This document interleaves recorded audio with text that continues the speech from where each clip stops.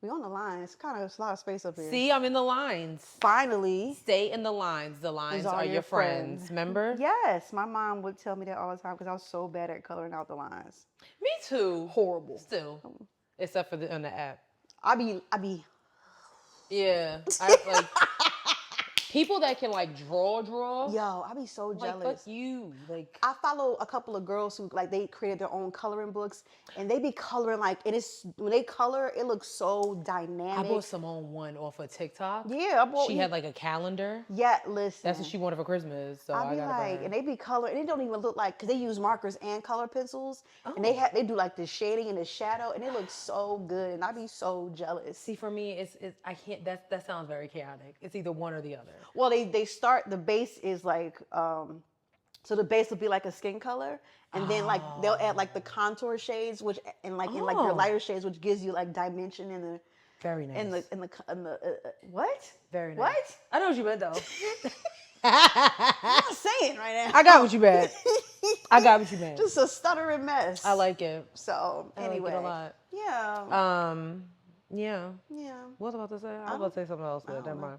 Okay, well, I guess we can start the show. Let's get it. Let's get it. Get it.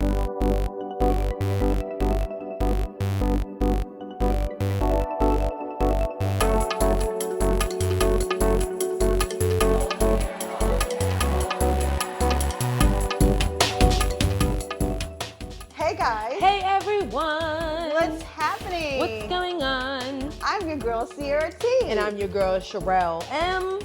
Yes, get ready for it. So, okay.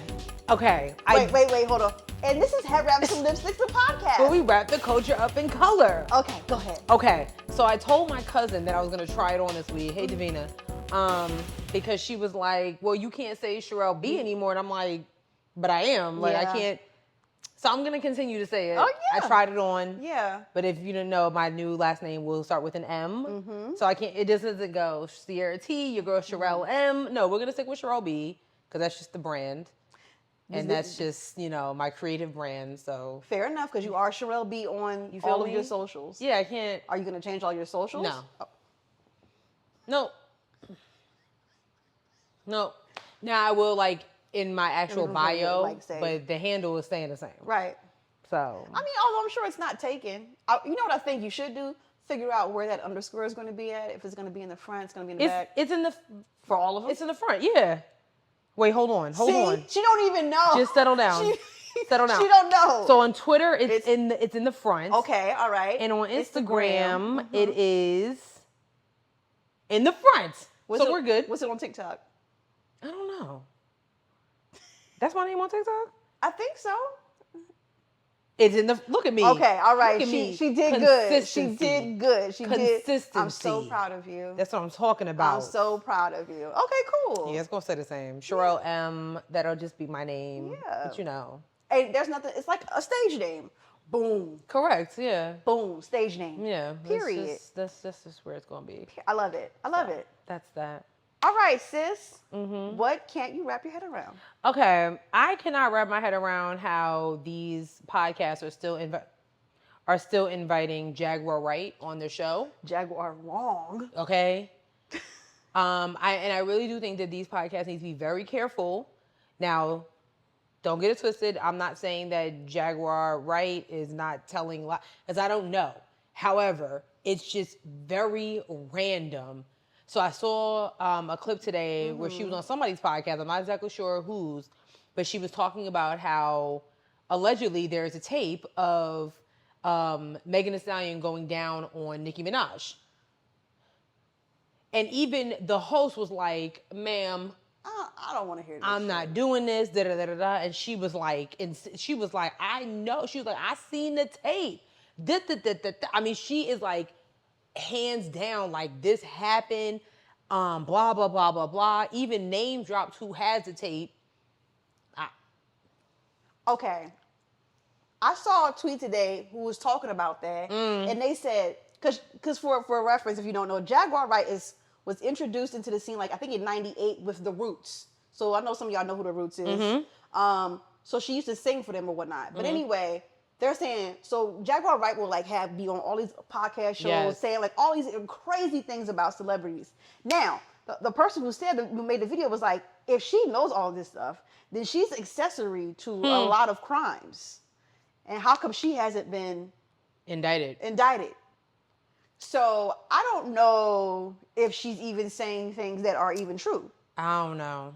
And if she isn't, then she could be sued for defamation of character. And that's my thing. I just feel like, I don't, you know, I'm not saying you got to be like Cardi B, who's literally like, I have my lawyer on speed dial, like keep talking shit. But then the other part of me is kind of like, nah, I get it, sis, because you ain't just about to be out here just talking shit about me and, you know, defaming my name. Yeah. So I think that but it's all about the platform. You know what I'm saying? So if you're if you are inviting this person who says talks about all type of crazy rhetoric, you should be prepared for that. It's like, okay, I know she about to come on here and say some wild stuff. You know what I'm saying? Yeah. But so I just can't wrap my head around the fact that she's still getting invited to certain podcasts, even though I know it's just for clicks and for conversations such as this. But I just really think y'all need to be very, very, very careful. All I'm saying is, if you believe any of that stuff she be saying, I don't know what to tell you. I'm like, why would there be a video of Megan Thee Stallion and Nicki Minaj engaging in oral sex? First of all, I'm pretty sure that would have been leaked by now if we're going to talk about it. Like, probably, yeah. You know what I'm saying? Was definitely beefing. Definitely was beefing. And, okay, like, yeah. So that's just what I can't wrap my head It's around. really And I weird. just think it needs to just, like, end expeditiously. I don't know. You know what I'm saying? I don't get it. It's weird. What about you? What can't you wrap your head around? This week, I can't wrap my head around my mom. Uh-oh. Let me tell y'all something about my mom. No, it's not. Okay. Hey, Miss Stephanie. My mom has too many email addresses. What? Too many. How many she got? Okay, for reference. So me and my mom were on the committee for our family reunion this year. That's right. So we're doing a lot of, that work or whatever. And so she created a email for the family reunion. But then there's another login for a different family reunion email. She doesn't remember what that one is called. Wait. Okay. But even before the family reunion stuff, right? Okay. So she has. Hold on. I don't want to say it out loud, but. She has 4 email addresses. Oh. So today she's asking. She's asking me. She's like, "See, can you send over the family reunion packet thingy with all the information? I can't find it." I say, "Okay. Which email you want me to send it to?" She said, "Send it to this one." I said, "Okay." Then she said, "Send it to this one." I said, "Okay." I sent it. She said, "Which one did you send it to?" The one that you told me to send it to. So I sent it to her. She said she didn't get it. So I just put it in the text message. I put it in the text message. I said, "Here, Mom, you send it to whatever email to yourself so you can have it." And then I told her, when I come down for my birthday, we're consolidating all of these email addresses because this is ridiculous. Why do you have 4 email addresses, Mom? Seriously. 2 of them are for the business because one of them is a Gmail account, but then she became an official LLC, so she made it an LLC, but she's still using the one that's the Gmail. Then she got I don't understand. And it makes me. No, you don't understand. This is honestly a real beef I got with my mom. Like, damn. Because she'd be like, "Well, just email it to me." And I'm like, "Well, here we go again." No. And then she'd be like, "I sent you an email. Did you get it?" I'm like, "Yeah, I responded to it." "Okay, well, which email was it?" But you sent it. I don't understand. I want to go home. I want to go home, Sherelle. Do you hear me? I do. I'm so tired. I do. I'm tired. I do. I understand. I'm so tired. I get it. Oh no. Miss Stephanie. She's stressing me out with Look what you're doing to your child. She is stressing me out with this email addresses. And she was laughing. I'm not laughing. Listen. When I get there, we pulling up all the email addresses. Yeah. And we're choosing maybe 2. That's what I was gonna say. I think that there should be a standard. Like you can only have 2 email addresses. Yes. 2 email. Like I have 2. Okay, granted, I was thinking about creating another one, but but I can.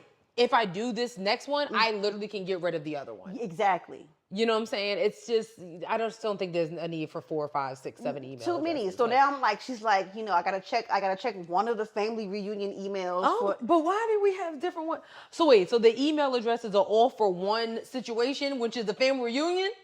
No, the four that she has that I was talking about, those are all hers. 2 of them are for business, and the other 2 are personal. Okay. And then the family reunion has 2 email addresses.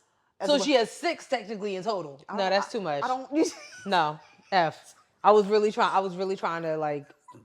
I was really trying to help her, Miss Stephanie, but there's no need.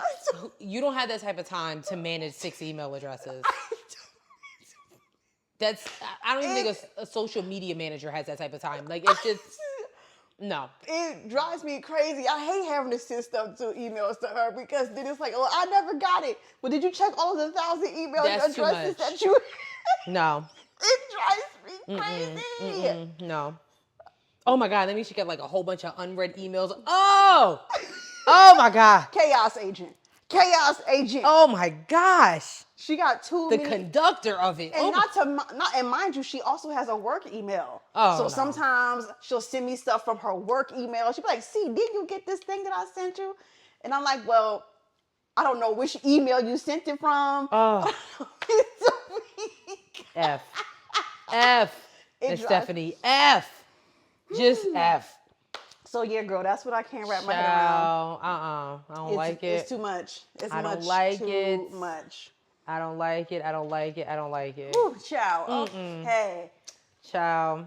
Let's get into the show then. Okay. So normally we do our bust and ballads, but we have a bit of a spin for y'all, which will kind of come a little bit later in celebration of Black Music Month. The month of June is Black Music Month, as well as Pride Month. So happy Pride to all of our LGBTQ plus brothers and sisters. We adore you. I got on my Pride band. Oh, I don't have anything. You don't have an Apple Watch though, either. Okay, but I can get a. Why would you do that? I can get a Pride shirt. Oh, or okay. bracelets, you could. Or a nose ring. I get a nose ring. That's kind of cool. They have Pride nose rings, like I guess like with little rainbows on the end. That would be cute. I think I'm gonna get one. Yeah. You know what I'm saying? So just happy Pride to all you guys. I guess the main thing I do want to say is just be safe out here. Whatever you do, however you celebrate Pride, just be safe. Because y'all got a lot of haters and it's unnecessary. So just be safe out here, but happy Pride to you all, and we adore you. Yes. That's stop. I should have brought my fan. Oh, facts. See, I got that. I do have that. But in the meantime, we're going to get into this politics because this has been real, okay? It's been real crazy. So if you guys have been living under a rock, the former President Donald Trump has now, he has a new title. It's now former convicted President Donald Trump. He is a convicted felon 34 times. That's crazy. So as of, what was that, Thursday? Yes. Thursday, yes. May 30th, Donald Trump made history as the first former president to ever be convicted of felony crimes. 34 times. They handed down guilty verdicts 34 times in the case of the hush money case against former adult star Stormy Daniels about their alleged affair, and the hush money that he paid her, it's not even alleged now, that he paid her in order to keep their affair secret while he ran for president in 2016. And it's been a while. It's been a roller coaster. The crazy thing is, now he's convicted. That does not mean that he's sentenced. His sentencing is happening on July 11th. Yep. Which is a few days prior to the Republican National Convention, where they officially announce their candidates for president of the United States. Now, under the Constitution. Yeah. I'm sorry, not the Constitution. Under law, a convicted felon cannot vote in any election. However, they can run for president. Oh my God. So Donald Trump literally cannot go to a voting poll and vote for himself if he continues to be the Republican nominee for president of the United States. However, he can still run. Make it make sense. It doesn't. There's no possible way to make it make sense. Make it make sense. There's no way to make it make sense because it's so egregious. It was really mind-boggling kind of watching the motorcades drive away from this New York City courthouse because New Yorkers, per usual, just mind that, it was a Thursday afternoon. Mm-hmm. People going about their business trying to get home from work. And they really thought that it was going to be like the streets of New York City were going to be paved with MAGA supporters. They really did. And like seeing the helicopters just kind of watch everybody going about their business. Mm-hmm. The motorcade got stuck in traffic because, rush hour. Mm-hmm. It was so comical. Soon as he got to Trump Tower, he did like this thing, he waved to imaginary supporters. And he did make a statement saying that, it's all corrupt. It's all lies, da-da-da-da, da-da-da-da-da. And he's going to appeal. Woo, woo, woo, woo, woo. I'm just so ready for July. Let's be real for a second. Mm-hmm. Do you think he's going to get a lot of time? So, New York state law, so his felony counts, he's a Class E felon. Okay. So that, Class A is like, the ones that's out here killing people. So obviously they get, longer sentences. Class E, from my understanding and from my research, they can get up to 4 years in prison. They also can do community service where he's out here picking up trash on the subways or whatever. Some type of not community service, some type of like classes that he would have to take, something like that. Mm-hmm. But it is a possibility that he could get time behind. So if he gets time, he can still run even if he gets time? I don't see now that I don't know. I do know there's some lawmakers in another state that was literally behind bars and won his primary election. So I don't know if that works for the president of the United States. We'll have to look that up. But this is crazy that we're even having this conversation. This is bizarre to me. The fact that even if he doesn't get jail time and he has a community service, how you doing that? Like, you're president of the United States. Oh, I can't do Saturdays. I got to go back to Manhattan and pick up trash off the E train. You get what I mean? Like, what? Either way, this is a lose-lose situation for this man. This looks so bad for the country, bro.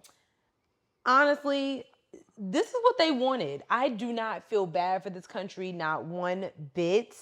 I feel bad for Americans, mm-hmm. but I do not feel bad for this country because this is what y'all wanted. This is what y'all wanted. I just can't get over it. Like, I'm kind of speechless because I'm like, first of all, like I saw a lot of people like celebrating that he got, mm-hmm. was convicted. I'm like, I said, I won't be happy until he's sentenced. But now that you've explained it further about it, he's a Class E felon. Yeah. Which also seems kind of crazy to me, given the detriment. So this was only for the Stormy Daniels thing. Correct. This wasn't about him trying to like steal your election. Oh, well, there's been an update on that. Okay.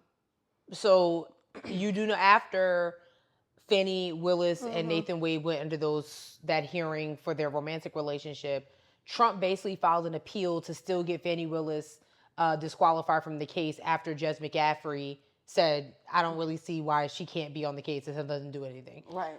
He won his appeal.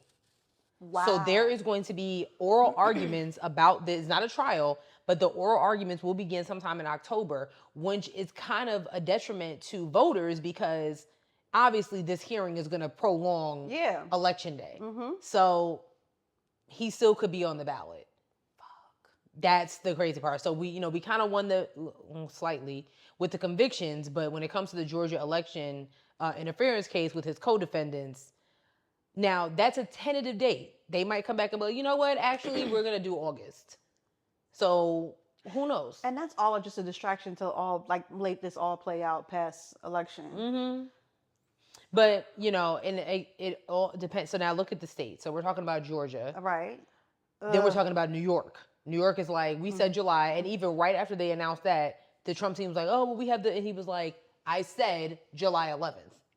Be here or be contempt of court. Oh, point blank period. I'm not playing with you. And I don't blame him. They've been talking big shit about Judge Merchan. I am concerned about the safety of the jurors, but whatever.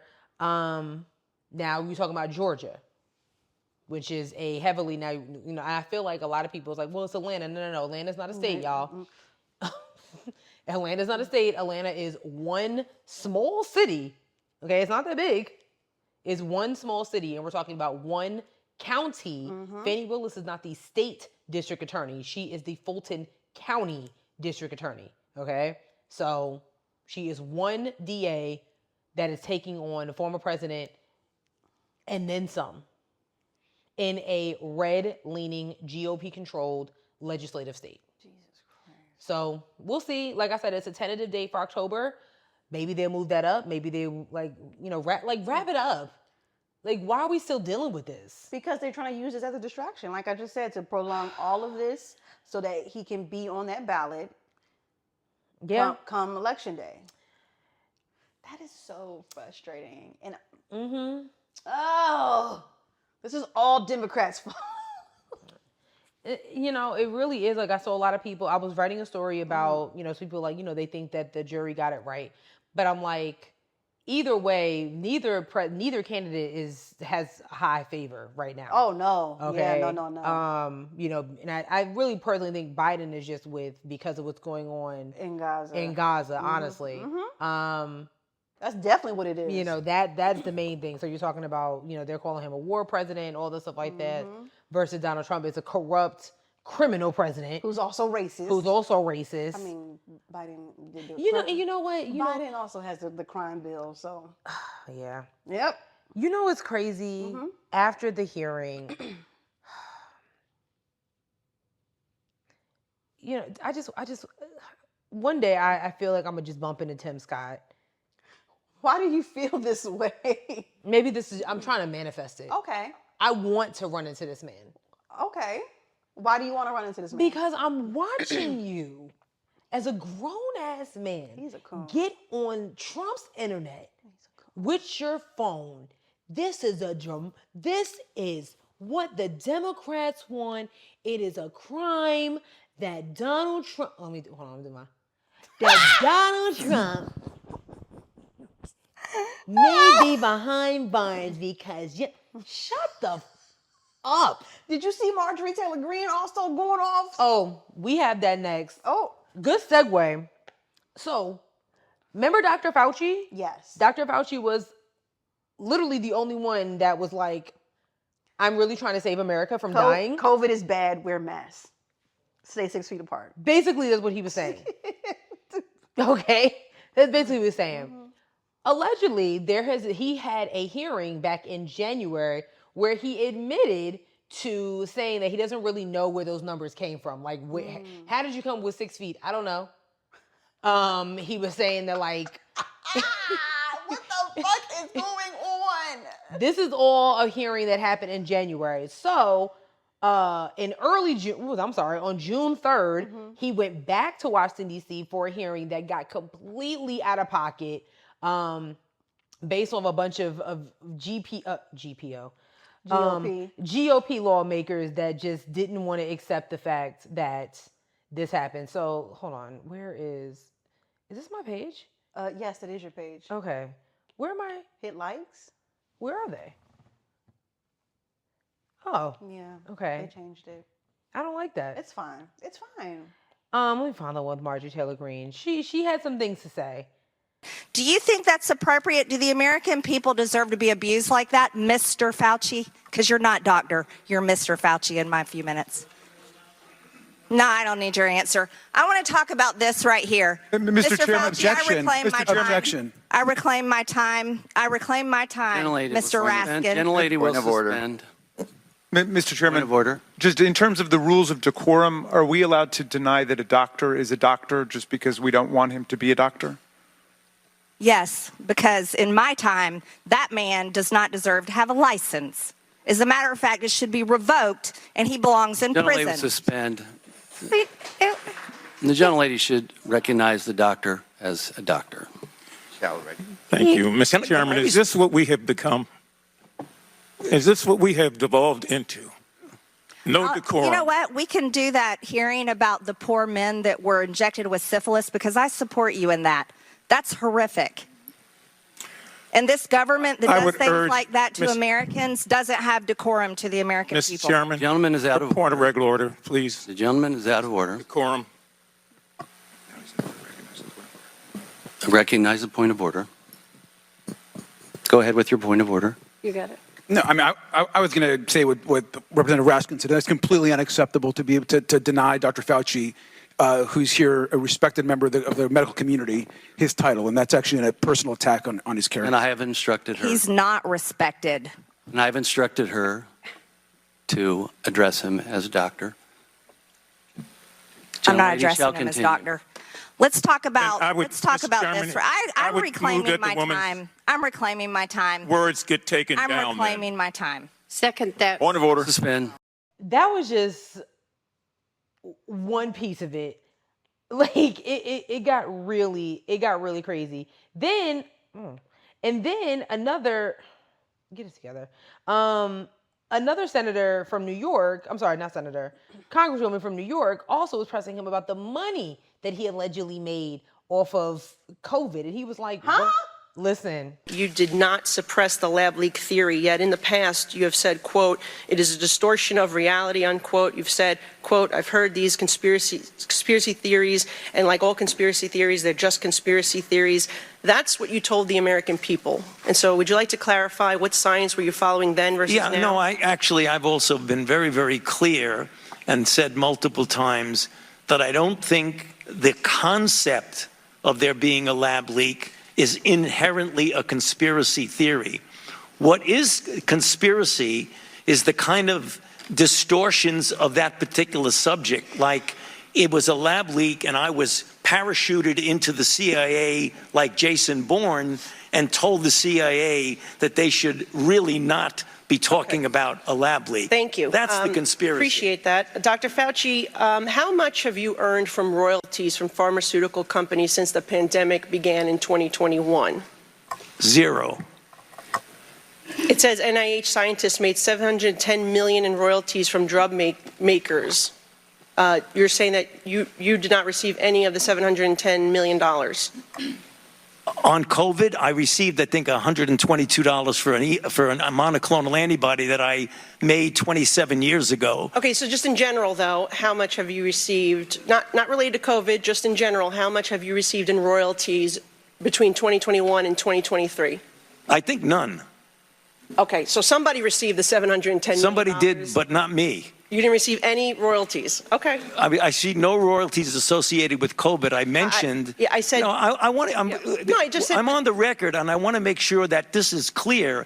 That I've developed a monoclonal antibody about 25 years ago that's used as a diagnostic that has nothing to do with COVID, and I receive an average of about $120 a year from that patent. Okay, but the bottom line here. This is what okay, so while this was playing, I asked her, I said, what is that she holding in her hand?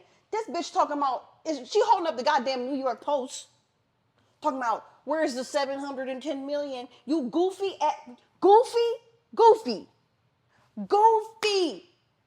Where else are these people getting their news from? Because that's the real problem. I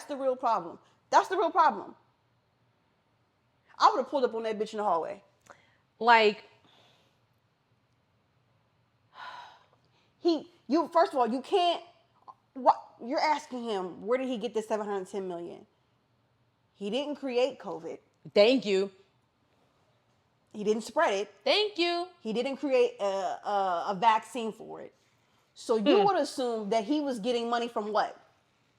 What would he be getting royalties from? Right. Quickly. Right. Exactly. A lot of these people don't. It's okay. The more we hear these people who y'all have voted for into office, the more stupid they sound. And I'm highly concerned because America focuses on Misinformation. misinformation more than education. Y'all, They put Betsy DeVos as our, that made me mad. okay? Betsy DeVos They put Ben Carson. Don't even get me started, okay? Y'all, oh my gosh. But this has pissed me off. Everybody so who is much. anybody, and I don't know how they can change this. I don't know if they can. And I kind of want to research if it's on the federal level or if it's on the state level. We literally did a story, I ain't gonna say that. We reported, last week on a former NBA player who is running for office in the state of Minnesota, who was saying that women are too mouthy while they're two women of color representing that state. Like, what are you talking about? What are you talking about? Any and anybody can run for office nowadays. And like, don't get it twisted. I don't think there's anything wrong with somebody having one profession and then switching to another profession. Right. I mean, look at Hill Harper. He is currently running for Senate for the state of Michigan. We've had even Matthew McConaughey talking about he was going to run for something in Texas and things like that. There's nothing wrong with that if you have a passion for it and you're willing to educate, because passion don't pay the bills, okay? You can have a passion for it, but if you're willing to be educated on it, then fine. But not if you just out here just being like, well, I just feel for the people of Texas. About what? You feel for the people of Texas, about North Carolina, about what? What about it? But that's the problem, though, sis. A lot of people are like, this is so... It's a popularity contest. That's exactly what it is. And that's so frustrating. And your willingness to not look into people who you're voting for will keep us in this circle of hell. I'm actually concerned. I mean, obviously I'm concerned for November, but I'm also concerned in 2028. Okay, so like, I'm going to put this out there that Biden's going to win. Let's pray. Yeah. Okay, so Biden's done. His second term is finished. Who is next? Who are we preparing next? Same with, let's just say Donald Trump wins again. He can't stay in the White House after, well, shit, he technically would be starting all over again. It's not a second term. If he gets elected into the White House again, it'd be like a whole nother... Is that how that works? I believe so. No, it's not. No, it's not. I think it is. Google that shit right now. I don't even know how to, what do you Google? How do you Google that? No, we're gonna Because I'm wondering... We're gonna debunk that shit right now. Because think about it. Think about it. If Barack Obama didn't win again in 2012... He could run, yeah, but that doesn't start a whole nother 8 years over. I think it does, because a whole nother president came. So think about it like this. We about to find out. You see how President Biden, he beat out Donald Trump? Yes. In one term, and he gets reelected? He's on a re-election, not a regular election. He's being re-elected. I'm on okay. I am on constitutioncenter.org. Oh. 2-term limit on presidency. Okay, section 1. No person shall be elected to the office of the president more than twice, and no person who has held the office of president or acted as president for more than 2 years of a term to which some other person was elected president shall be elected to the office of president more than once.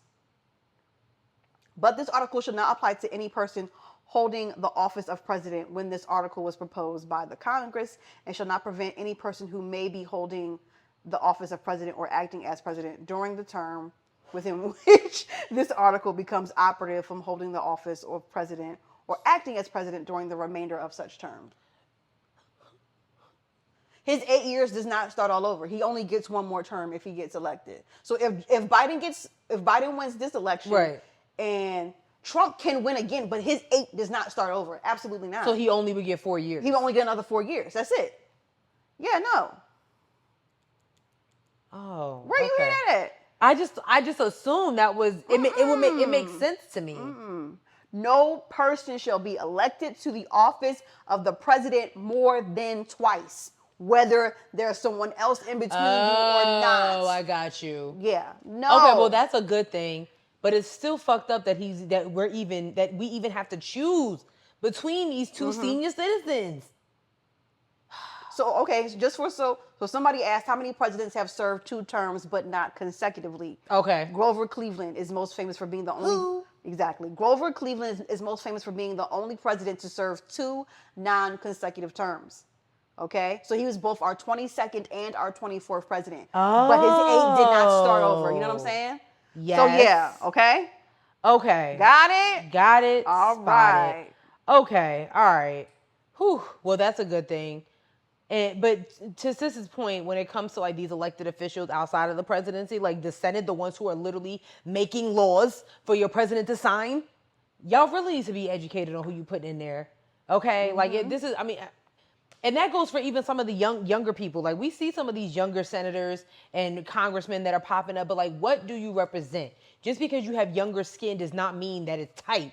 Okay? Like, I think obviously like the younger people are way more ambitious in terms of this, and they have like these grand ideas, but I don't think the young people are good at campaigning when they need to. Because you know, when it was like, you know, coming about that, you know, Joe Biden was signing the bills that would allow the US to give bombs or whatever to Israel, but like people were like, okay, well, we have to figure out who else we can have to run for Democratic president. Right. And it's like, you're too late already. You've missed the mark. You've missed the mark. Like, it's too late. That would take a lot of money and time, and we don't have either. You guys don't have either. Right. So while they have the ambitious skills, they don't have like, I would call them like foundational skills in order to like garner the popularity for a candidate that they really would vote for. Jesus. And then furthermore, I think we also have to think about like, would someone who is so far left even get the nomination of the Democratic National Party? I don't know. Yeah, I agree. I don't know. Yeah. I think and I honestly think like the most left that we've gotten when it comes from a federal level, you're talking like maybe like Senator John Ossoff in Georgia. Damn. Bernie? I mean, no, if we're talking about left, so maybe we're talking about some of the, like the Fab Five. So you're talking about Representative Ilhan Omar, Rashida Tlaib, Ayanna Presley, Jamal Bowman. I don't know. Yeah, I think that's about as left as we can hope. I'm hoping that's not the case, because I know there's a 21-year-old somewhere sitting there like, I really can make a change. Oh, there's definitely a they them out there with for sure with green hair and an eyebrow piercing. And we want you there. We do. we really do. We want you there. Not like John Fetterman, that was, with from Pennsylvania. I know he was a hot topic, and then he got in there and just kind of flick. Damn. Literally. Speaking of flicking, unfortunately, last thing on the political docket is the Fearless Fund has literally been told that they can no longer give grants to Black women business owners only. They will now will have to open up the Fearless Fund to all after a federal appeals court blocked it after a very long battle following the ridiculous overturning of affirmative action by our high court, Supreme Court. Okay, so I'm going to read this from CNN. The U.S. Court of Appeals for the 11th District has blocked a Black-owned venture capitalist firm from awarding grants exclusively to Black women entrepreneurs. The judge ruled that the Fearless Fund's Fearless Drivers, that's one of their programs, grant contest is substantially likely to violate the provisions of the Title 42 of the U.S. Code, which ensures equal rights under the law and prohibits the use of race when awarding and enforcing contracts. In the ruling, the appellate court ordered a federal court in Georgia to enter a preliminary injunction blocking the fund from closing its grant application process while the case continues to be litigated. It also states that the fund's program is unlikely to be protected by the First Amendment. What? Huh? How is that? Okay. It also states that the funds program is unlikely to be protected by the First Amendment. How is that possible? So all this happened after a certain group, it's called the American Alliance of Equal Rights. They argued that their members who were unnamed in the lawsuit were excluded from the grant program because they weren't Black, and they face additional harm from the illegal act of racial discrimination. So here's the First Amendment. The First Amendment guarantees freedoms concerning religion, expression, assembly, and the right to petition. It forbids Congress from both promoting one religion over others and also restricting an individual's religious practices. Okay. You're looking at Title 42 of the U.S. Code?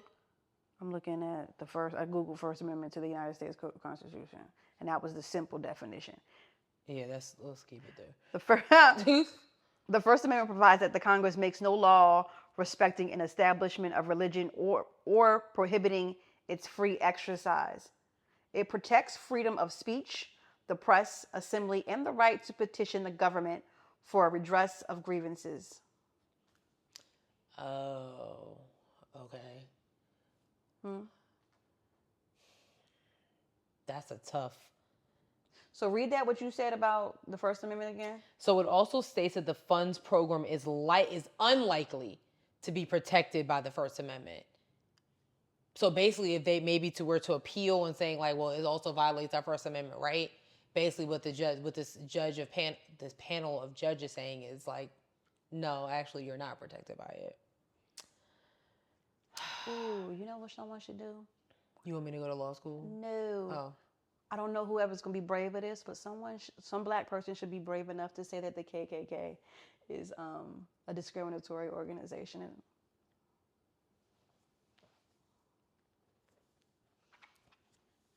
If we're going to do it, let's do it. If we're going to do it, but okay. So you're absolutely right. Mm-hmm. I am fearful, and I think I said this a couple weeks ago when we were talking about DEI under attack in the UNC school system. Mm-hmm. I am very, very fearful that so many other historically Black institutions as well as organizations are going to be attacked. But the only thing that I'm hopeful of is no one is telling an Asian kid from Texas that they can't go to North Carolina A&T State University. Right. No one is telling no one is telling Senator John Ossoff that they can't march with the NAACP. Mm-hmm. It's not us, it's you. Like, it's not, you know what I'm saying? Mm-hmm. Like, so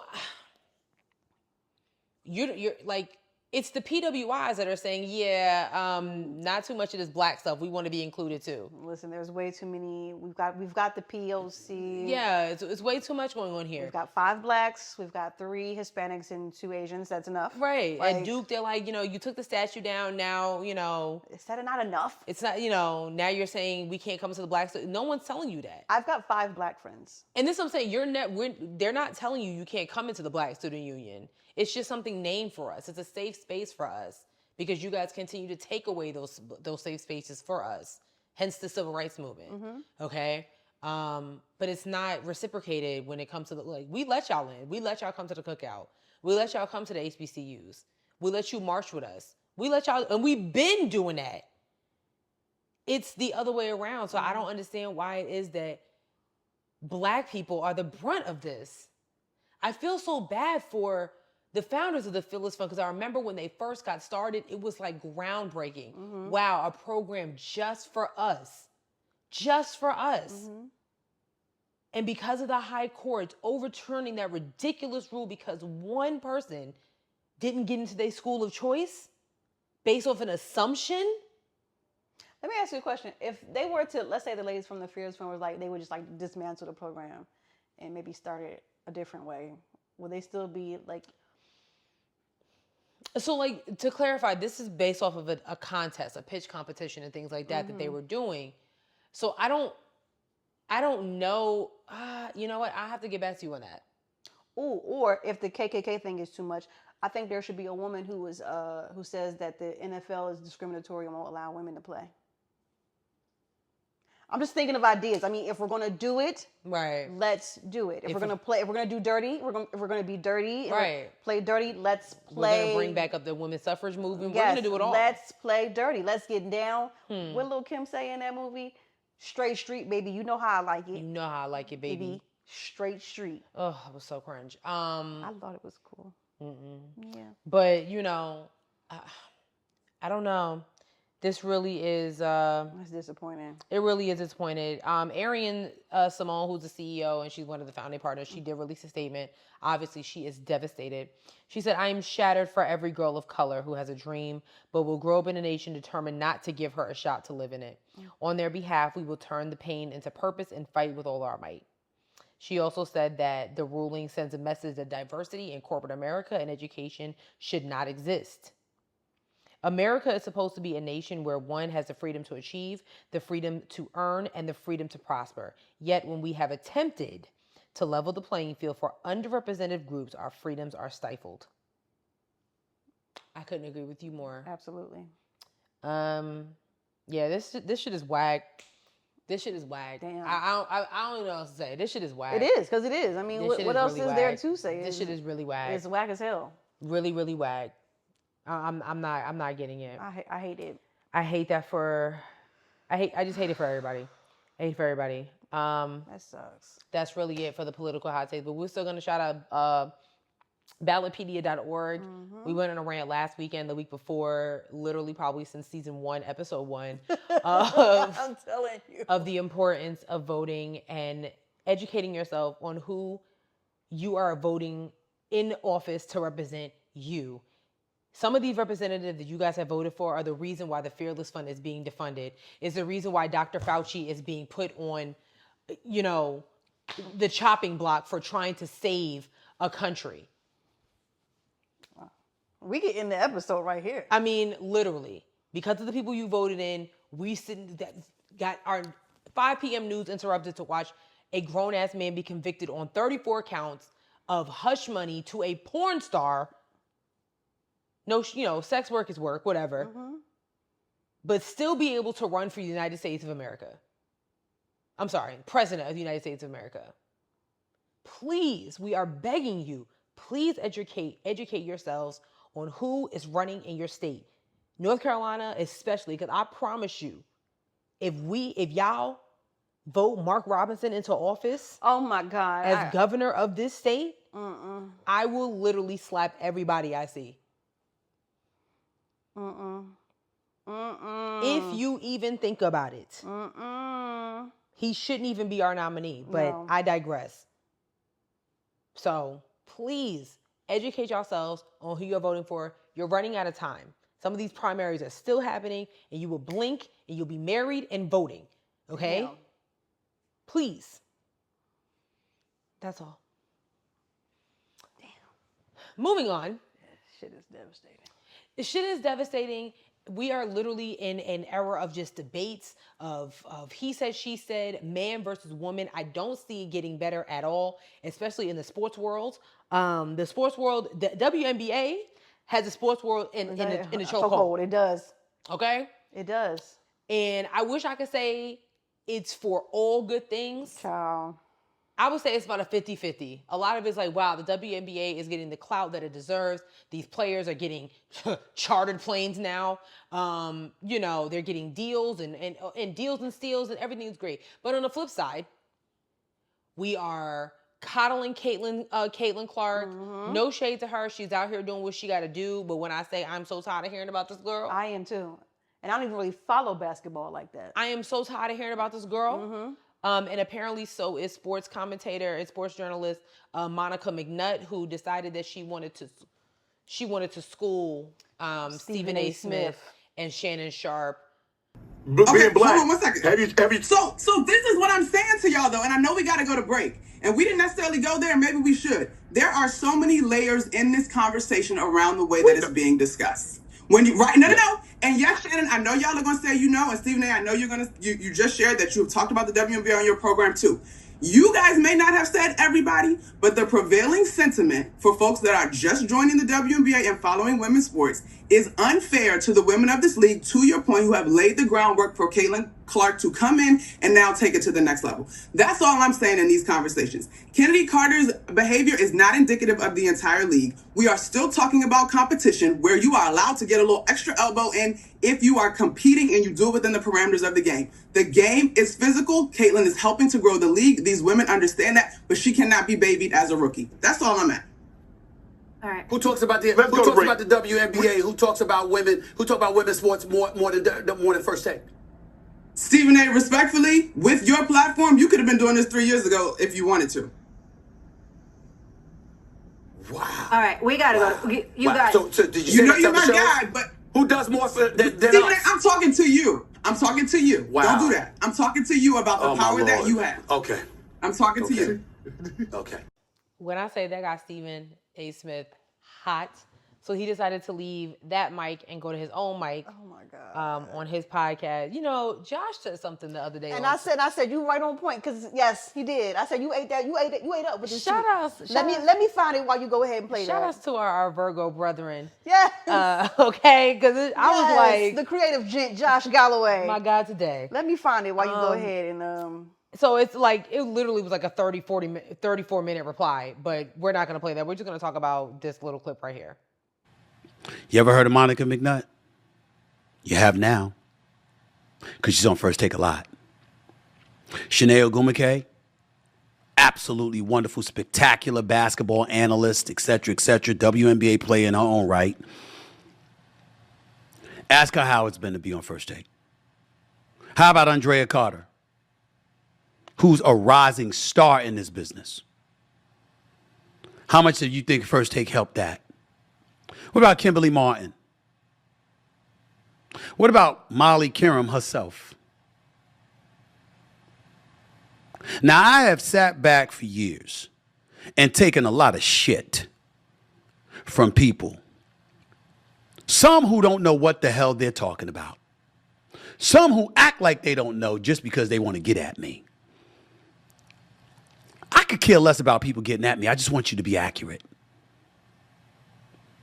And it is highly offensive to me when somebody implies or flat out states, like Monica McNutt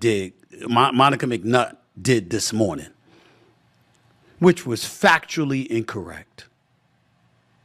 I challenge anybody to find a show in sports television that discusses women issues, that discusses the WNBA or women's sports, that highlights and profiles female analysts more than First Take. This nigga talking like we ain't been seeing the show for years. We know exactly what's going on. You have not, Stephen A. Smith, and I can say that as somebody who don't even have cable. Shut the fuck up. Here's my thing. How did you make this about you? How the fuck did you make this about you? First of all, Monica McNutt was not talking about you putting women on. That's what you did. You literally just named every woman that you had on First Take. That's not what she was talking about. Monica McNutt was talking about your stance and highlighting the WNBA over the years, because let's keep it a buck. Let's keep it a buck. And this is not just for Stephen A. Smith or anybody in sport. I'm talking to everybody watching the show right now. Quickly, when is the last time you watched a WNBA game? Exactly. I am so tired of this narrative that Stephen A. Smith is leading, Shannon Sharpe is leading. All of a sudden, everybody has been nonstop major WNBA fans for their whole life. Lies. Now, I know there are a few that are diehard basketball fans, and they watching the NBA and the WNBA. But for those who are just new because of Caitlin Clark and because y'all saw Asia Wilson in a fucking skirt, because let's keep it a buck. Now y'all starting to sexualize the WNBA real quick. We all know that's where the lesbians at. Okay? Y'all are not getting flued out. I need y'all to understand, my men. Okay. My men. The bitches are getting flued out just like they would if this was the NBA. And their book bags. Okay? You hear me? You're not getting flued out, Todd. Okay, you're just not. All right? Now, Tanisha will. Maybe. Your girl might. Your girl, okay? But needless to say, the fact that Stephen A. Smith, she wasn't coming for you in that comment. Mm-hmm. In my opinion, she was really just kind of giving you some advice. Like, you are the big mouth of sports broadcasting. Mm-hmm. Unfortunately, you have a major platform. I can almost guarantee you Shannon Sharpe was texting his agent, make sure you get, let's see if we can get Asia Wilson. Let's see if we can get Dawn Staley on the show. For a 3-hour interview. For a 3-hour interview. With no editing. He probably was the one that was probably like, she's not wrong. But Stephen A., you took that as a challenge, and you're making it about you. First Take put all these women broadcasters on. That's not what we talking about. That's not what we talking about. And your failure to listen to women is how we know you misinterpreted what was happening on your show live. All she did was take your balls and tug on them a little bit. Listen, she said the platform that you had, you could have been doing what you're doing now 3 years ago, and you didn't. No one's just talking, and that's the thing. When people say listen to women, they're not just talking. She wasn't just talking like listening to women in general. Listen to what I'm saying about women basketball players. Literally. So what Josh said was Stephen A. and Shannon can't code switch quick enough from national television to those ignorant podcasts. It's all spilling over. Damn. It is. I will say, I have to put Stephen A. Smith over Shannon Sharpe in that regard, because Shannon Sharpe has pretty much taken his whole sports personality and turned it into like just interviewing kind of like the OGs. You know what I'm saying? Mm-hmm. I can't remember the last time I heard Shannon Sharpe talk about sports. I can't remember the last time I heard, you know what I'm saying? Same, and I wish it would have just stayed that way. Yeah, I don't know. Crazy. Indeed. I thought that was crazy. He could not get to his podcast booth fast enough. And I'm wondering what was said. Oh, I forgot they were virtual, so never mind. I was wondering like what the conversation was when it went to, you know what I'm saying? Oh, commercial. Yeah, but ain't nothing else to say. Monica said everything she needed to say right there. She said what she needed to say. So get with it or get lost. I don't really know. Another person who needs to get with it. Love this for him. Y'all know Alex Jones. He's a big. Is he like he's a QAnon? Is that what he is? Like, what is he? Fat dude who will be yelling on Fox News, right? Was it Fox? I don't even think he's on Fox. I think he's too vulgar for Fox.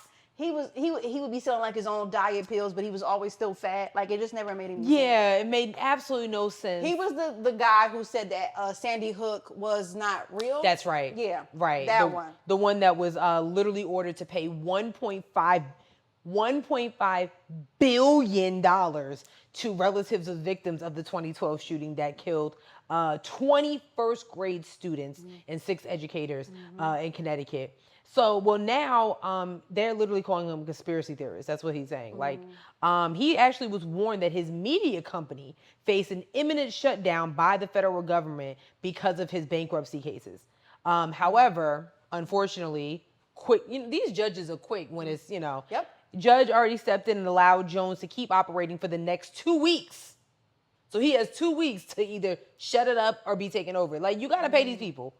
$1.5 billion. So a judge is giving him 2 more weeks while it decides whether his assets will be liquidated.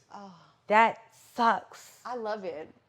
I love this for him. I do too. It's my favorite thing to hear. Ciao. Truly. Turn it up. Literally. Yeah.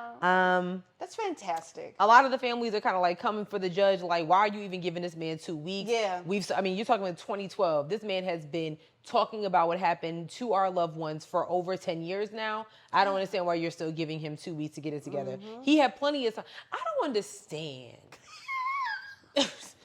I'm sorry. Okay, go ahead. Go on. I didn't mean to just transition like that. It's okay. I don't understand how people are sued on a daily basis and you still talking shit. When I tell you, if a judge told me I had to pay $1.5 billion to people, do you know how quickly I would go under the radar? Like, you wouldn't even see me leave the courtroom. No, I would delete every piece of evidence of me ever being on the internet, my guy. In existence. Where is my birth certificate? Burn it. Listen. I'm not here. We treat this like the Men in Black, how they used to burn their fingertips. Yeah. They clearly they were on to something. They were on to something. Because I'm not understanding. Between him, I even think about Tasha K with Cardi B. Why are you still talking shit? If someone's, oh my God. If somebody sued me for $400, I'm like, wait a minute. I'm out. I'm gonna be like, wait a minute, Judge, is this necessary? I don't even got it. I don't got it. I don't got it. I don't Judge. have that for you. I just paid rent. You doing this to me? Listen. But this man got to pay $1.5 billion and has been going. I mean, and that happened, what, like a year or so ago? So you've had plenty of time to get your ish together. I hope them diet pills that you selling is work help you out. I don't understand it. I love this for him. He literally went on his web and radio show over the weekend with emergency broadcast claiming that free speech systems, which is like his whatever, will be shut down at any minute by the federal government and bankruptcy system. That did not happen. So yet you still go in there and spout lies. Make it make sense. At one point, he urged his followers to form a human chain around... What? He actually asked his followers to form a human chain around his studio in Austin, Texas, to protect it. Did anybody do it? You know what? I don't even want to know. That's the bad part. Can you imagine just sitting there and, like, you know, you see your uncle... Where you going? I'm going down to... Excuse you? You ain't got better things to do. Is this the movie Us? What are we talking about? Like... You're wild. What are we doing here? You're wild. Just saying, like... Help me out. Please. Help me out. You... Help me out. That's all I want to know, man. That's all I want to fucking know. I don't understand. Oh my God. Okay, I don't know if you guys know, this might be a northern thing. So New York radio station Hot 97, which is like one of the greatest in the whole country, throws a big concert every year called Summer Jam. It's always in June, and they just had it over the past weekend, and they had a lot of different. They had the lineup was interesting. To say the least. To say the least. Where is it? Oh yeah, the lineup was, let's see, we had Doja Cat, Offset, then Sexy Red, then Method Man and Red Man, Sleepy Hollow, not really sure who that is, DeVito, 41, okay, I don't know, and then T Grizzly. Kind of all over the place here. But hey, so Method Man and Redman, you know, Method Man is literally, his career has been crazy. He performed... Him and Redman looked really, really good. I'm sorry. Oh, that's right. Sorry. But so apparently Method Man put a statement out on Instagram and said, "Not our crowd at all. Thanks again, New York and the whole tri-state that showed up to the event, plus Pete and Ebro. I got love for you guys, but never again. At this point, the generation gap is just too wide for me. # never coming back." That's not his fault. That's not Method Man and Redman's fault. I don't think it's Method Man and Redman's. No, it's not their fault at all. That's Hot 97's fault. Is it? Look at the lineup again. They the only two old niggas on that lineup. That is true. Damn, you're right. Yeah, I didn't think about that. That is Hot 97. That's the booking people over at Hot 97's fault. Where'd it go? Right there. Yeah. Who are these niggas? I know who Doja Cat, Offset, and Sexy Red are. I know who DeVito is, and I know who T Grizzly is. I do know who he is, but I don't know the other people. Yeah, no. Now I don't listen to T Grizzly. I think I got one of his songs, but still. Method Man's gonna be at Essence Fest. That's more his crowd. He'll get the love there. And you know what's crazy? I kind of feel like okay. I guess I get what Hot 97 was kind of doing this, like with this only no. From a trend standpoint, a lot of these festivals and concerts now are like, okay, we need like an old school kind of headliner to pop up and show niggas. You know what I'm saying? So I think that's what they were trying to do. I don't necessarily agree with it. Like even at at Dreamville Fest, I'm like, yeah, when you said 50, I was like, why? Why are you doing this? Now, granted, I was gonna be hyped, you know, but like my little sister would have been like, oh. Well, no, Simone might have been okay. But, you know, like I just kind of think that they were trying to follow a trend. And then, of course, they had to get to, you know, a New York and Jersey legend. It's kind of like... I don't know. I think if you're going to... I think there are enough festivals set up already where our old heads can get the love that they deserve. Like, had Method Man and Redman been there, I think, like the Roots Picnic, I think it would have worked there. Facts. I agree. Maybe even Broccoli Fest. I think so. I think. You know what I'm saying? Like, actually, yeah, because of the smoking and Redman, Method Man, how high. Yeah. So that's on brand for them. Like, I don't think they will go. But if Hot 97 is trying to keep up with the youth or whatever, then just do that. I feel that. Like, you don't have to follow the lead of these other festivals. Like, if you're trying to be like the leader of new hip hop and R&B, right? Then keep it that. I feel that. Keep that. I agree. I agree. I agree. Like, for real. That's what I think. I agree. But it's definitely Hot 97 booking fault for that. Yeah. I know a couple of the Hot 97 family did put out like some statements, like not Ebro.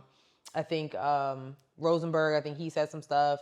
So, you know, whatever. It is what it is. It's over with. Like, yeah. Yeah. But I think I agree with you. Yeah. Like, for sure. Yeah, I do. That was Hot 97's fault. For sure. Last but certainly not least, we had this on the agenda.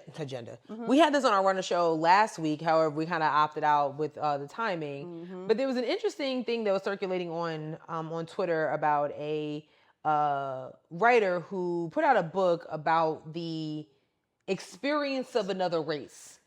And he started with Black people, put that on Black Twitter, and you already know the rest. All right, hold on. Let me find the tweet, y'all. You know the rest. Because it's a mess. So this man, while I'm looking for it, this man last week, you know, he's promoting his book. He's like, it comes out May 30th. It's called Seven Shoulders. And in the book, he talks about how he went undercover as a Black man to, you know, get that firsthand experience of what it's like being a Negro. This is crazy. In America. My God, I've been scrolling forever. This is crazy. Found it. Okay. So this man's name is Sam Forster. This tweet was... He supposed to go undercover with a name like Sam May Forster? 28th. He says, last summer, I disguised myself as a Black man and traveled throughout the United States to document how racism persists in American society. Writing Seven Shoulders was one of the hardest things I've ever done as a journalist. It's out on May 30th. So, of course, he removed the video or whatever it was, but this, I can still see the stats. It had 14 million views, 245 reposts. Oh my God. 9.2 thousand quotes where people were getting in his ass. 1.1 thousand likes and then 2.5 thousand bookmarks. So, like with that being said, obviously he got an earful from the people. Yeah. So he posted, he made a response because he took the book down, I'm assuming. That's crazy. And he made a post on June 2nd about this. It's kind of long, but here we go. He says, there are a few things about my book that I want to clarify. Some people have suggested that my intention in writing Seven Shoulders was to understand what it's like to be someone of a different race. That is not true.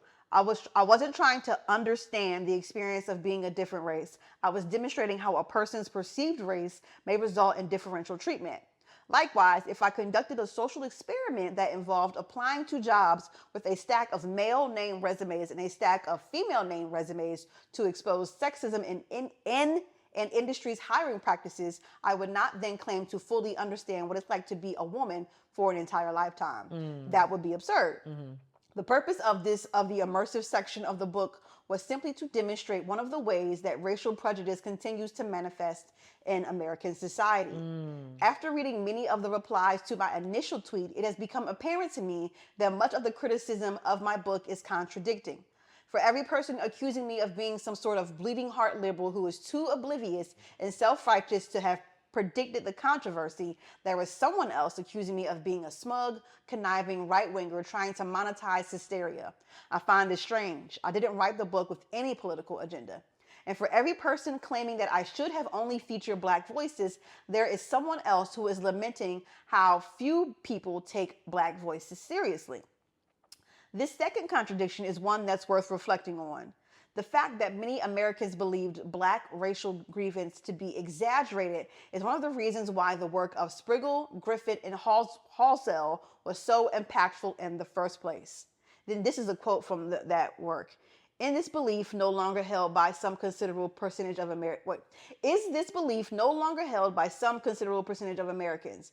Is it no longer the case that many American whites find in-group testimony about racism more compelling than the testimony of racial minorities. Then he says, these are some of the questions the book is meant to induce. As people who have read the book will know, however, I actually did speak with numerous Black people. I thought it was important to engage with Black perspectives. I feature entire interviews in the book. Some people have accused me of being ignorant or insufficiently reverent of the work of Black academics and journalists. As I explicitly say in the book, I think Black America has contributed immensely to the nation's intellectual life. My book is not meant to offer an overview of the important literature on race relations that exists in the world, nor is it meant to serve as a substitute for Black scholarship or journalism. I don't enumerate all of the transformative Black authored publications that have contributed to America's civic progress. Seven Shoulders is not a formal, heavily edited doctoral thesis. It's gonzo, it's stylized, it is, at times, intentionally melodramatic. As a matter of form, this sort of writing isn't for everyone. Obviously, the book's brash marketing was meant to attract attention, but some people have been accusing this of merely being a publicity stunt and a cash grab, which is not the case. I've turned down many major media requests over the past few days from outlets and shows that wanted to have me on in exchange for the right to publish images. That's crazy. As I say in the book, I don't believe that would add anything constructive to the discourse, even if it would generate more attention. I understand how images of that sort can be painful, and I am not a malicious person. For those of you who have read the book, I hope you found it interesting. For those of you who have reached out to offer support, thank you. It means a lot. That was a mouthful. Wow. You know, it does sound like the plot to American Fiction, though. Yes. A yes. little bit. There's also this book called, hold on, I can tell you. It's called Black Like Me, which was also the same, like someone had already done this, where a white man went undercover in blackface, basically, to get an understanding of, here we go. I'm sorry, the internet won't let me be great. What? Oh. Black Like Me, first published in 1961 as a nonfiction book by journalist John Howard Griffin, recounting his journey in the deep South of the United States at a time when African Americans lived under racial segregation. Griffin was a native of Mansfield, Texas, who had his skin temporarily darkened to pass as a Black man. He traveled for 6 weeks throughout the racially segregated states of Louisiana, Mississippi, Alabama, Arkansas, and Georgia to explore the life from the other side of the color line. Wow. So this is something that Sam quoted in his book, and I'm assuming like he's probably like trying to play off of like one of like not just this author, but I think there are two other authors he mentioned. Yeah. I'm trying to play off and like get these deeper kind of like nuanced answers about racism. Now, racism is one of my favorite topics. I like to talk about race. It's very interesting to me. I understand where he was trying to go, but it's still blackface. It's still blackface when you go under and you disguise yourself as someone who is a Black person to understand these nuances. What really needs to happen, and I think a lot of people don't want to reckon with that, is as much as you want to learn more about the black side of like what you don't understand as a white person, you need to talk to your white people as a white person front facing. This is how you get the most truest and honest answers out of them without having to experience the things that we experience. Because even if you go and you put yourself in blackface, you don't have the years of experience that Black people have of dealing with these types of injustices. So I understand like white people want to understand it and get it, but I don't think that, I think that piece of it, you guys should forgo that. Forgo trying to be in Black people's skin. You'll never understand it. You will never understand it. And I think that when white journalists and writers, whatever, do this, they need to just forget of trying to understand it. You understand by just listening and making proper tweaks in the future so that you can be a better person and teaching your people that. But it's always going to be a problem when you try to jump in the skin of Black people. You absolutely need to forget about that part of racism. That's just, you're never going to understand it. Period. And that's what that's what it all, it's like a fucking, I don't know if minstrel show is the right word, but I think it could be the fact that we construed have as that. previously, he mentioned 3 authors who have already done shit like this. Right. Go ahead. Like, it's like, give it up. You have 3 white authors who have already done this, and you guys still don't have whatever answers it is that you're looking for. What does that say? We talk about science, and we talk about doing experiments over and over again, and they say insanity is doing the same thing over and over again, expecting new results. That's like it's the whole. It is bizarre. Yeah. Because I'm like, so it kind of goes back to like, listen to black people. Like, how many times have you talked to, like, for my white folks, how many times have you talked to a black person, whether they identify as male or female, and they continue to tell you the same things over and over, the indifferences that they face, the discrimination that they continue to face, all those different things, the sexualization that they continue to face every single day. Why isn't that good enough? Why is it that you can't, I've had so many black people in my life tell me da-da-da-da. You saw it in 2020. I'm not even going to start. You saw it with Trayvon Martin. You saw it with Breonna Taylor. So again, you saw it with Alton Sterling. You saw it with Eric Garner. You saw it with Mike Brown. You saw it with Trey Nichols. Sandra Bland. But you see how I'm naming different people and they all experience the same thing? They're all not here because of racist discrimination from police brutality and just racist white people. And even just to back off of what you just said, and you named all those names, that means that you are still not satisfied with an answer. Right. That means you still have biases and racism that you need to work on. For the fact that you see it and we're telling you this, but you still feel the need to go undercover as a black person to get your answers. And you still feel the need to understand what will never happen to you. Like, there's a different way that white people can understand without having to jump into our skin. Yeah. Unfortunately, we don't have the answer for you. But we know that the answer is not going in blackface and seeing what it is. The fact that you don't believe us and you feel like you need to go undercover as a black person to get answers is fucking crazy. Because you don't see us. Let me not say. I was gonna step into a political bag real quick. I was gonna say you don't see us, dressing up in whiteface. But at the end of the day, there's a lot of politicians that do the same thing, but yet they still experience the same discrimination. So they can get on Fox News and they can get, they can talk about MAGA and talk about all this stuff like that. But at the end of the day, if somebody that doesn't know who Byron Donalds is, he's still gonna face discrimination from somebody who just really doesn't give a fuck who you are in the story, in the narrative that you're spouting out here. Yeah. You're still nigga. You still nigga. Right. So I'm just I think I agree with you. Not even I think, I do understand. I do agree with you. Like, I get what you were trying to do, but it's just like, just wrap it up.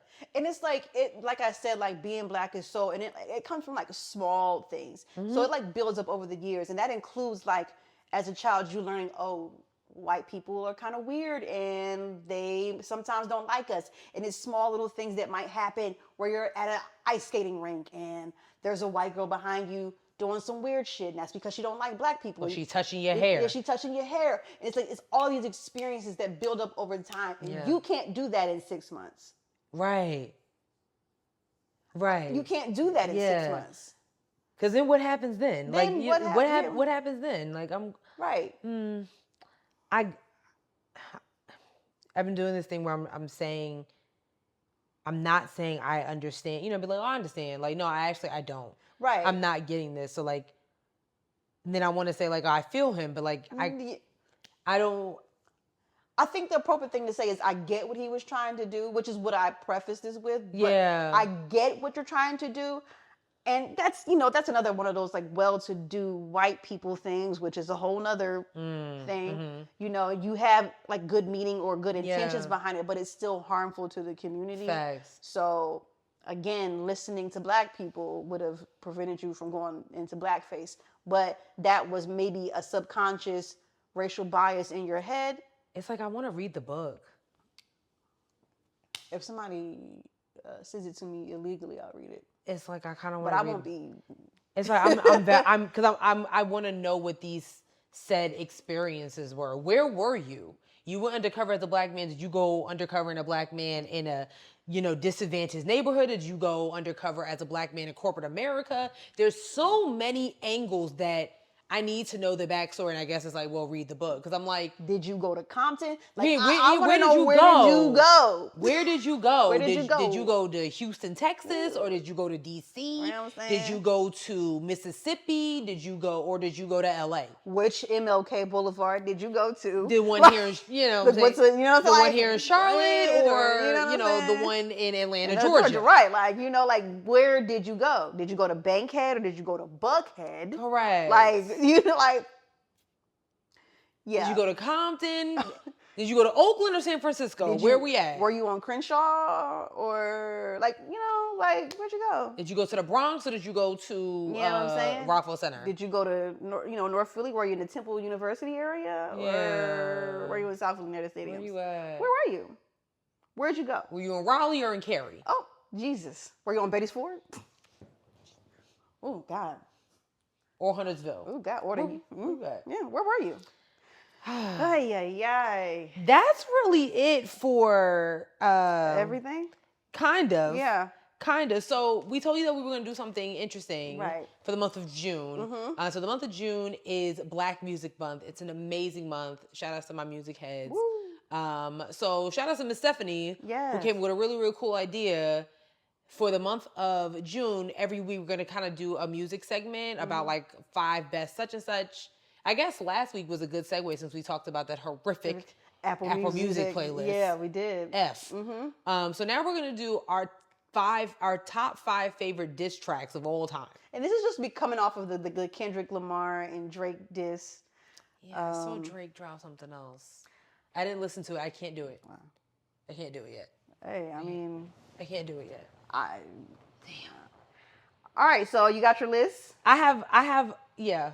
You want to go first? You want me to go first? You go first because you have yours written down. Okay, so I'm going, this is in ranked order. So I'm going from 5 to 1. Okay, so from least to favorite.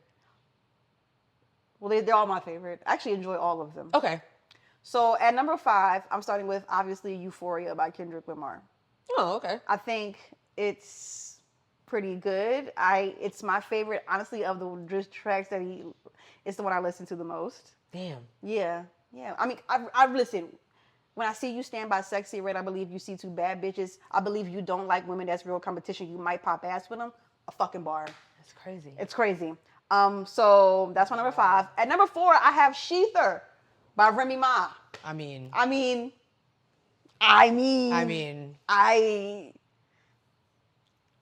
Nicki could not respond to that. Yeah. She tried to with that little pick a side. Yeah, I did. It was Remy. Number 3, I have Ether. Because, I can't have Sheether on here without having Ether. Not one of my favorites, but where it is here, it makes sense to me. So that's Ether by Nas. And then I was having a really hard time with this. Okay. So at number 2, this is only because of lyrics. So at number 2, I have No Vaseline by Ice Cube. Yeah. Correct. It's so good. Correct. Even all these years now, I'm still I'm listening to it. It was a banging record. It's I understood what DJ. It was God damn. Listen, I would have never been friends with them niggas ever again. You hear me? It was DJ the only one was I don't know about all that. We killed that nigga career. No. I don't know about that. No. Yeah, Ice Cube really wanted, now let's play Big Bank, take Lil Bank. Jesus Christ. My man DJ was calm that down. I don't know about that. He got crazy. Shit. And then right at my number 1, because I feel like it's the epicenter, the je ne sais quoi, the essence of what I think a beef should be. Okay. And that is The Story of Adidan by Pusha T. Oh. Wow. It is in our story, in our arc of stories of Drake disses, Pusha T right here delivered a nice, hey guys. He only said one thing that was memorable. You're crazy. I still listen to that today. What else did he say besides that Drake has It a kid? doesn't matter because he was hiding a child. Yeah, but that's all he revealed. I said what I said last week or the week before about Pusha T. No, but listen. The reason that it's so, the story of Adidan was so important and so essential. Drake never responded to it, and as a matter of fact, went to the LeBron show and act like it was a fucking therapy session. Did not respond. Shut him down. He legit was like, yeah, my feelings were hurt, bro. Yeah. Effective and concise and to the point and did what it was supposed to do. Oh. Yeah. So those are my top 5 disc records. Yeah, what about you? Sure, Yeah. I have several. I Uh-huh. didn't write any down, but I have several. Like, y'all gonna be real mad with somebody this. Y'all be like, where the fuck did she come from? Oh my God. With this. Okay, so I'm gonna talk about Mariah Carey, Obsessed. Sherelle, you're just so unserious. Mariah Carey, Obsessed. Y'all not gonna act like she didn't have y'all low-key kind of looking at Eminem like, this nigga's a fucking weirdo. The music video did it for me. The whole, like, who would think that Mariah Carey would hit a high note with a diss track? Who would think that Eminem was obsessed with Mariah Carey? Like, where did they come from? I don't know. That was it was the fucking crazy. creativity of the whole moment. It was like, wait a minute. This is so unserious. Because Sherelle. I'm just being honest. Oh my God. Like, if we gonna talk about it, it's like, wait a minute. What's going on? And Mariah Carey dropped that music video, and honestly, Eminem has just resurfaced, if we gonna talk about it. She really kind of sent him down a very dark path. So kudos to my Long Island queen, aka Mariah Carey. I cannot with you. I too am number 4 will be Sheether. Yes. For me, because Yeah, dog. if you weren't around. Yeah. What a time. If you weren't around. What a time. Okay. What a time. Honestly, Ether is also you can't use the Ether beat. yeah. Actually, my number 1 was No Vaseline. Actually, because it was like, first of all, you name a song No Vaseline. Yeah. Like, crazy. What a time. Again, what a time. but my number 2, I just noticed I skipped over number 2, is actually Meet the Grams. What? See, Meet the Grams for me, like, okay, let me tell you about that night. All right, when he dropped Meet the Grams, I was like, okay. Like I had to pause. Sis. Yeah. I was like, what is going on here? Like, Yeah. wow, Kendrick, like that.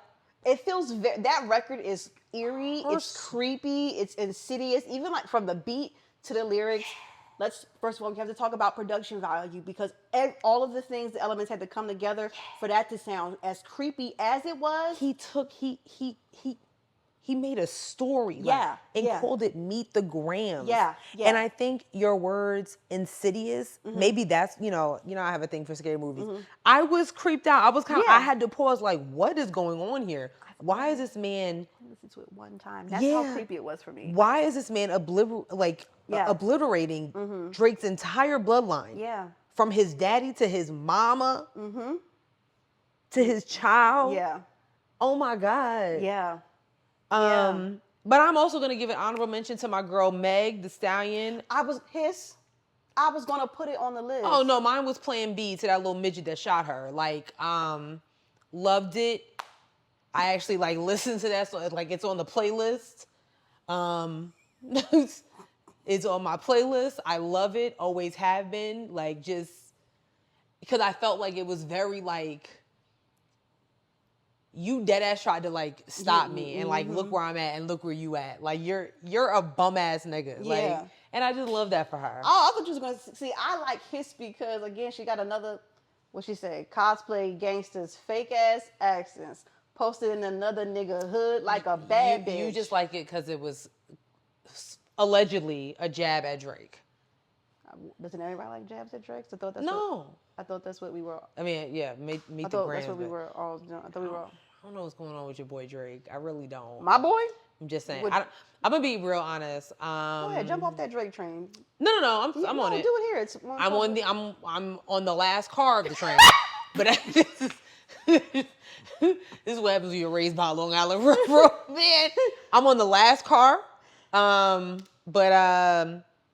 Yeah, I don't know what's going on with him and my boy J. Cole.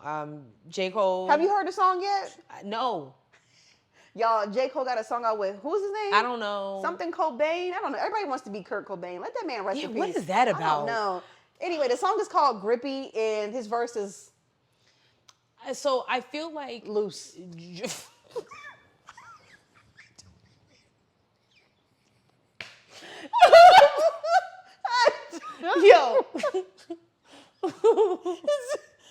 Oh my God. Oh my God. I don't know. Oh my God. Horrible. From what I refused to listen to it. I heard like maybe like a few seconds. I said, I can't do this. I feel like my bro J. Cole is that OG that wants to support all the youngins. Yeah. And I'm here to tell you, you can't do that. I told you maybe 2 seasons ago, these kids are not the future. No, they're not. These are not who Whitney Houston was talking about. I'm weak. Bro. Okay, so stop. Stop giving them all a chance. Just stop it. This is why, like I said, society's raising some punk ass kids. Hip hop is turning punk because here, you can rhyme bad with Cat, go on ahead. Oh, you came in 47th place, you got it. It's not a problem. Everybody gets a try. No. Damn. No, this is not a fucking orgy. Stop. Wow. Just stop it. Wow. That's what hip hop has become, a big ass orgy. Everybody working together. The sounds don't sound right. Damn. Some sounds sound good, but it's so random. There's a song, like Tyler Creator put out his album. What's your name? Him. Now tell me if you would ever think you would hear these 3 artists on one track. Okay. Tyler the Creator, Ty Dolla $ign, and NBA Youngboy. You get what I mean? But it sounds so good. But that was like that song with Bruno Mars, Gucci Mane, and Kodak Black. It sounded so good. Yes. It was like, wait, how did these 3 get together? One of these things is not like the other. I got Kodak Black and Gucci Mane. I got that. And just Bruno Mars. He just happened to be in between Florida, and Atlanta, and just was like, hey, let me hop on a track. And it sounded so good. It's a very sexy song. It is. Stuff for the Kodak Black, but it's all good. He sound like what I think, like how a bug sounds when you like crush it. Sherelle, that's enough. You know what I'm saying? Like you ever listen to, like, if you step on a bug, you hear that? Ew! Stop! That's how I feel like he sounds. That's how I feel. I'm sorry. Ew! That's how I feel like he sounds. I was very upset with Kendrick for putting him on the album. Like, it was unnecessary. But anyway. I mean, I don't know. Yeah. Oh. Horrible. We don't talk about her. Yeah. And her, I mean that album. Damn. I don't know her. Yeah, I don't like it.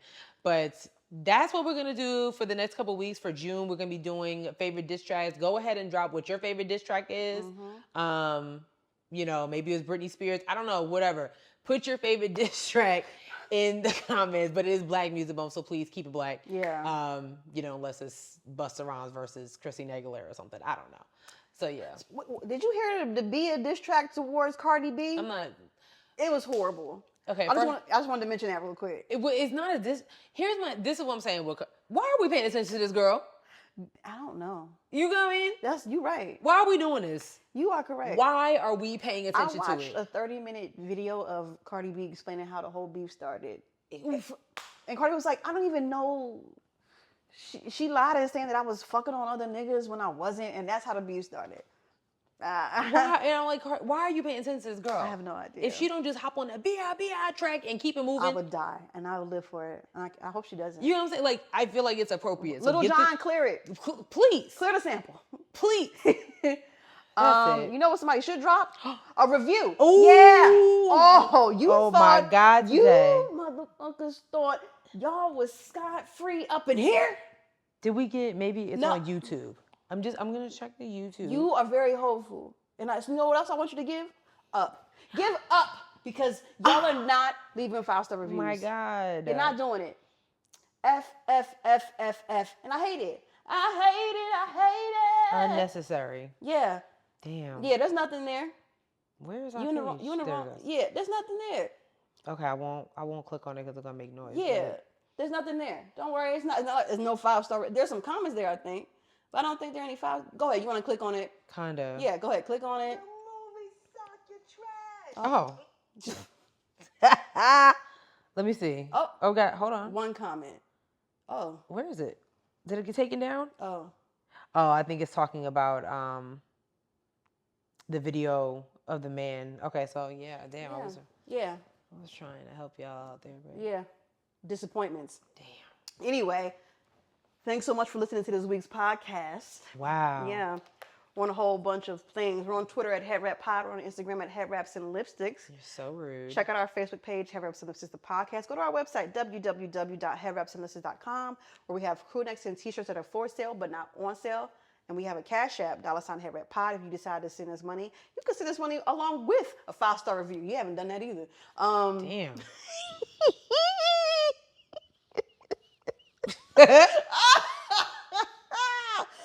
And then lastly, we're on a whole bunch of platforms: Spotify, SoundCloud, Google Play, Apple Podcasts, iHeartRadio, YouTube, TikTok, and Facebook. If any of you had left a 5-star review, we would have read it on the air, but you didn't do that, did you?